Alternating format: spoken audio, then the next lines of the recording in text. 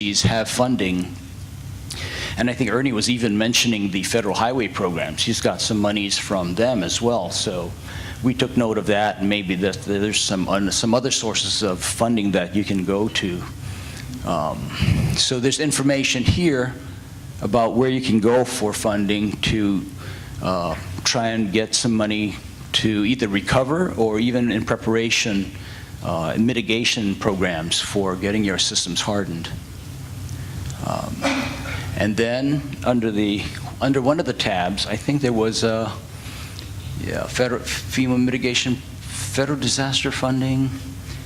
Anyway, here's a tab. We also have information in there about lessons learned. So while Ray is going to be giving some good information about, and some very visual information about situations where the warrant has actually been used and how it's helped, there's information in here. There are also documentation here about how it's been used and how the funding has helped.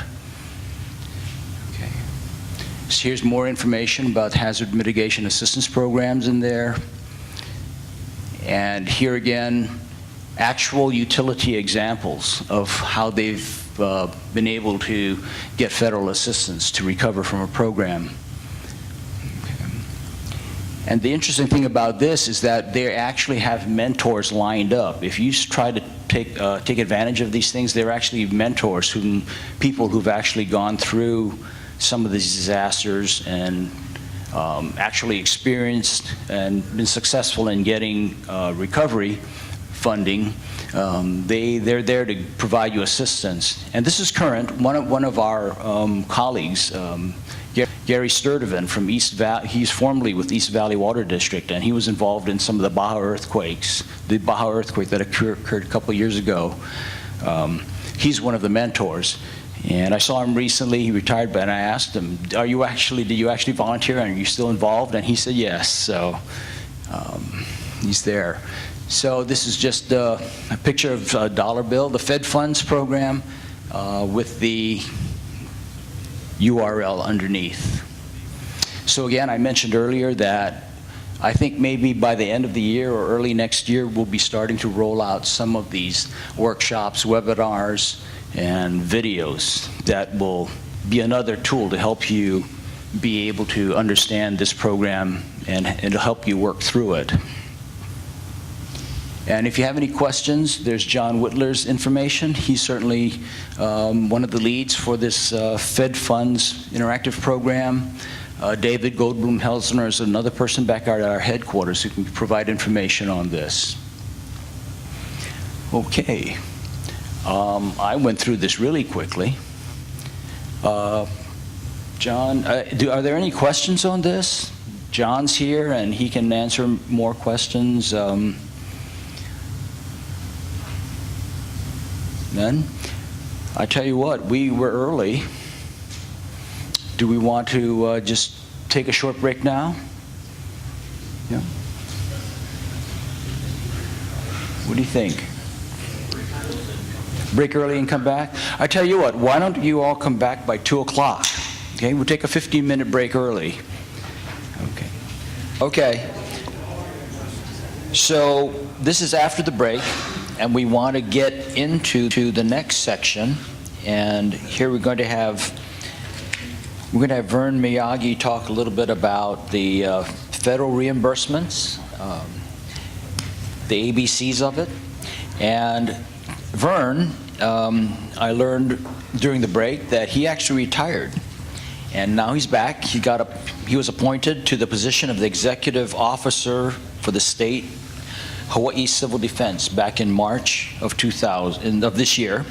And his primary responsibility is to support the vice director and provide staff integration for all branch chiefs and special staff at the Civil Defense. Now, in that position, though, Vern will be the vice director of the Civil Defense should the director be absent. He is a retired Hawaii Army National Guard member, 37 years of service. Thank you for your service, Vern. Very noble of you.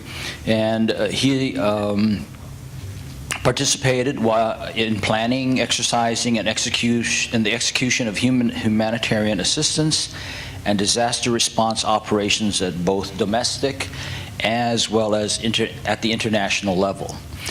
During the Hurricane Iniki operation, Vern served as the operations officer for the deployed Joint Task Force responsible for military support to relief operations. Now, while serving at U.S. Pacific Command, Vern also participated in a variety of disaster relief operations, including the 2004 Asian tsunami. He has a BA degree in accounting and an MBA degree from the University of Hawaii. Now, to show how steady and dedicated a person he is, this just goes along with all the other accomplishments. He has a wife, Gail, and has been married for 35 years, so you know he's a steady guy. And he has a daughter and a son and 2 grandchildren. So, Vern. Hey, thanks a lot, Marvin. You know, how many of you were around for Hurricane Iniki or served or did something in Hurricane? Hey, thanks a lot for what you guys did. At Hurricane Iniki, I was between jobs, and I was going to be the plans and ops guy for the Hawaii Army National Guard, and next thing I knew, my butt was in the parking lot in the Lihue County UOC. But then, the thing that we learned there was that is not the time to go around and talking to people and say, hi, my name is Miyagi, and this is what I do. What do you do? That was not the time, but that's what we had to work through.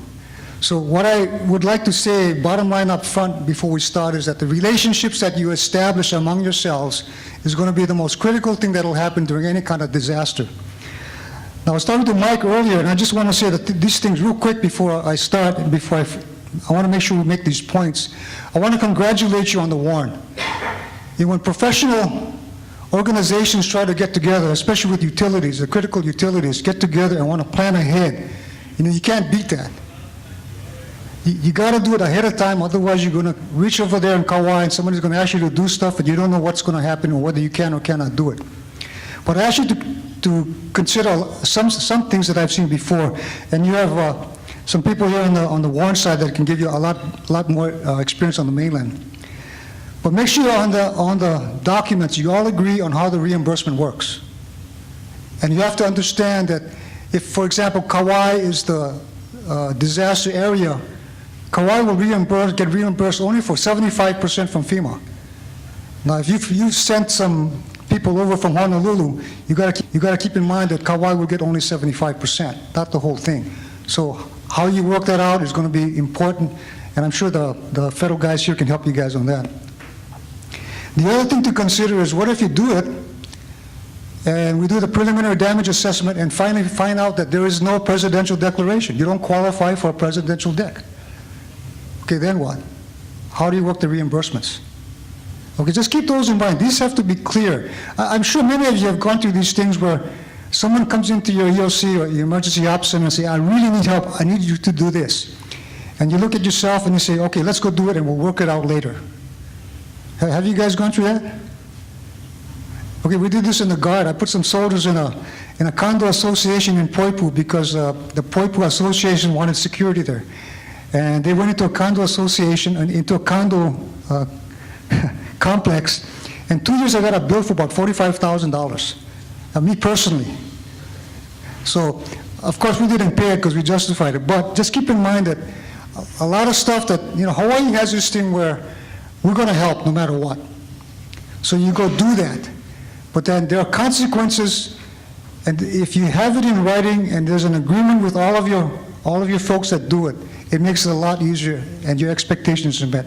So actually that's my briefing for today, but I get to take you guys through public assistance. I want to introduce to Laurie Hosea. She's with FEMA 9, and she's a public assistance guru up there. And I've been saying that I'm from FEMA, but I'm not from FEMA. I'm from State Civil Defense. And we work very closely with the FEMA Pacific Area Office when there's a disaster. Today, you know, I was asked to talk about public assistance, and we just recently did something in Kauai, and I think Bill's familiar with this whole thing. In March, there was a big disaster, big rainstorms. This is when you had the tornado going through Kailua. I think there was a tornado in Lihue also. That's according to Elton. He said his house got kind of busted up. And so we went through the whole thing, and went through the damage assessments, and FEMA, we got the declaration. But I'd like to take you through that so you get an idea what the process is. Now, what's up there is a Public Assistance Program, applicant's brief, 4062. For some reason, FEMA and us, I guess, we like to call it 4062, 1640, what, all these four-digit numbers. I have no idea what it is. I got to look at the matrix every now to find out what I'm talking about. But this is 4062. This is March of this year, okay? The timeline. This is the big storms, I think, along with some of it also. And as it was going on, American Red Cross, Kauai County, and some state civil defense people all went to Kauai and started to do an initial preliminary damage assessment. They started to make notes. Kauai County personnel took them out to the damaged areas. So we came up with a preliminary damage assessment. Now, based on those figures, State Civil Defense with FEMA 9, Pacific Area Office said, hey, I think we qualify for a federal declaration, so let's go for it. So on March 19th, we made the request to FEMA, and the next thing is a joint preliminary damage assessment. This is when FEMA personnel come out with us. And county officials take the lead, take us out to the damaged areas, and FEMA starts putting the figures together. That was on March 27th to the 29th. Then after that, based on the figures that we get, we request a presidential declaration, and that request is made by the governor. And on April 19th, based on the request, we got a presidential declaration for Kauai. Okay. Subsequently, we got another one for Maui, but that's another story. Now, this is just some figures that we used. It's hard to read, I know, but the top line with the figures is statewide. So the criteria, we used to call it thresholds before, but there's criteria based on per capita population and the dollar amounts. You multiply it out, and you have to exceed this in order to qualify. So for the state, the first line, we had to have 1.8 million. The statewide damages was 2.2 million, so we qualified on the state level. Then we looked at the counties. Looked at Kauai. Kauai, the requirement was 227,438. They far exceeded that by 2.08 million.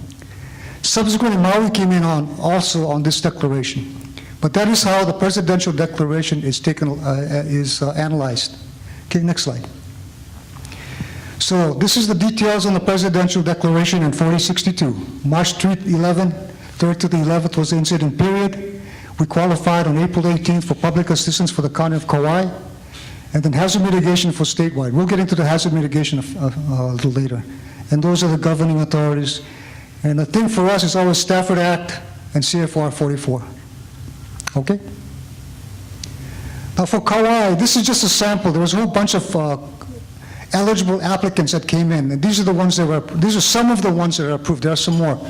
But just wanted to highlight, Department of Water was one of them. Kauai Island Utility Cooperative, that's the electrical guys, Public Works, Parks and Rec. And at the state level, Department of Trans was also approved, Department of Land and Natural Resources. This is because the state has facilities on the outer islands. And for the DOT, Department of Trans, it was the highways. Okay, next slide. This is the Public Assistance Grants Program. You can see the mission provides supplemental financial assistance to state, local, tribal governments, and certain private nonprofit organizations for response and recovery activities as the result of a declared disaster. And the funding, again, is 75%. If approved, the feds will cover 75%, not 100%.